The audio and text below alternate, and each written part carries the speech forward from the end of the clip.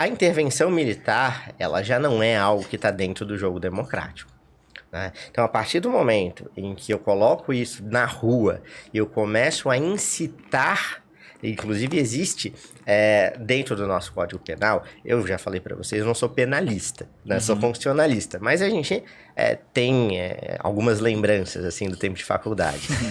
E no próprio Código Penal você tem o crime de incitação a atos criminosos, né? Então, quando você começa a pedir intervenção militar, na verdade você está incentivando que outra pessoa cometa um crime. A intervenção militar, por si só, ela é um ato criminoso? No contexto que estava sendo colocado, sim. A gente tem um governo legitimamente eleito, né? Foi com 50, alguma coisa por cento dos votos? Foi, mas foi eleito. Não tem problema nenhum com urna eletrônica, não tem problema nenhum com o sistema que foi adotado, né? Foi eleito um governo democraticamente e ele tem o direito de continuar de exercer o seu mandato e de implementar as suas políticas públicas. Se em algum momento esse governo ele perde sustentação política, seja na população, seja no Congresso, ele pode eventualmente sofrer um processo de impeachment, né? Que não é o que tem em alguns outros países, que é o recall, que seria algo mais adequado, uma substituição de governo, mas ainda assim é algo que está dentro das 4 linhas. Intervenção militar não me parece que seja o caminho democrático. Então, eu acho que já teria um problema logo de início. Me parece, como a gente está numa conversa de boteco, me parece que se deixou chegar longe demais. Né? A gente aceitar esses pequenos atos de incentivo a uma tentativa de golpe, né, acabou levando ao extremo. Né? A pessoa falava em intervenção militar, todo mundo começou a achar normal, né? E isso foi escalando até o momento que resultou nesses atos aí de domingo, que as pessoas ainda acham que estavam certas, né? Então, acho que esse é um problema que tem que ser dito. Mas a intervenção militar, ela tem alguns pontos que ela poderia ser executada, né? Que talvez fosse isso que estavam clamando ali. Porque até onde eu vi, tipo, se houve fraude na eleição de fato, o exército poderia intervir. Coisas nesse sentido, assim. Essa visão, ela parte de uma interpretação que 99% dos professores, dos juristas, vão dizer que é uma interpretação equivocada da Constituição. Quando se diz que os militares, né, eles têm essa possibilidade de alguma forma conter os excessos dos outros poderes, não está dizendo ali que ele é um poder moderador, como a gente tinha no Império, né? Não quer dizer que ele vai pacificar e resolver as questões da República, né?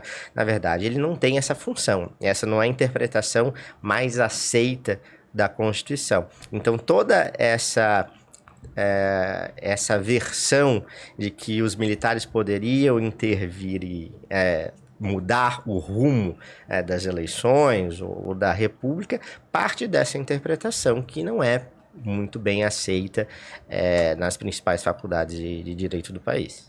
E se por acaso houvesse de fato, que até hoje não se sabe também, né? Não vou dar minha opinião clara sobre isso, porque eu acho que nem tem como a gente ter dados suficientes para comprovar, mas se houvesse de fato comprovadamente uma fraude na eleição?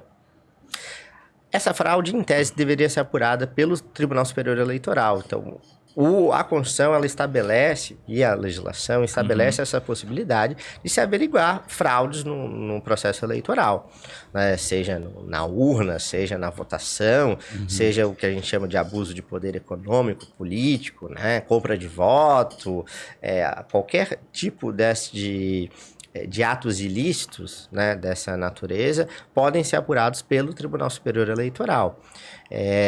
Muito embora seja assim, difícil, né, afirmar com 100%, todos os testes que são feitos com as urnas eletrônicas, tem a participação dos advogados de todos os partidos políticos, participação do juiz daquela região, do promotor de justiça.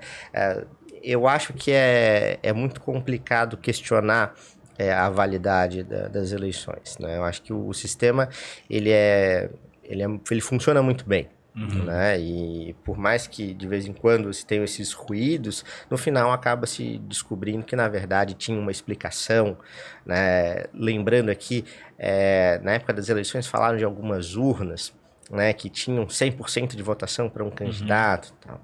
E daí, indo um pouco mais a fundo, você via que aquelas urnas eram de uma aldeia indígena. E aí você tem todo um contexto diferente. Né? Porque ali você tem uma unidade mesmo. Olha, senta ali, não, Vamos candidato, votar no tal. vamos votar no tal, vai ser melhor para nossa comunidade. Então, ali é compreensível. Claro que se fosse uma urna na Trindade, Sim. né, com 100% de votos para um dos candidatos, Sim, é você estranho, poderia achar porra. que era estranho.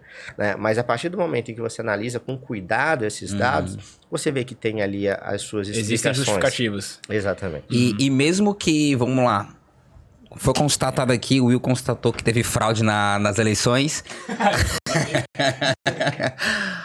Há alguma coisa que fala, não, tendo fraude na eleição, há um novo processo, existe isso. Tipo, não precisa... o Exército, a Marinha do Brasil, a Aeronáutica vão vir aqui e vão constatar que houve e eles vão fazer uma nova eleição. Não, tem alguma coisa já planejada, pensada nisso. Exatamente. Então, se for verificado qualquer tipo de fraude que de fato interfira no resultado das eleições, o próprio Tribunal Superior Eleitoral ele faz a designação de uma nova data de eleições, né? Eventualmente, o candidato que contribuiu para aquela fraude, para aquela irregularidade, vai ficar excluído daquela eleição, não vai poder participar, então vão ter que ser outros candidatos. Então, tudo isso já está dentro do jogo democrático, já tem a previsão. Está previsto já. Está previsto na Constituição. E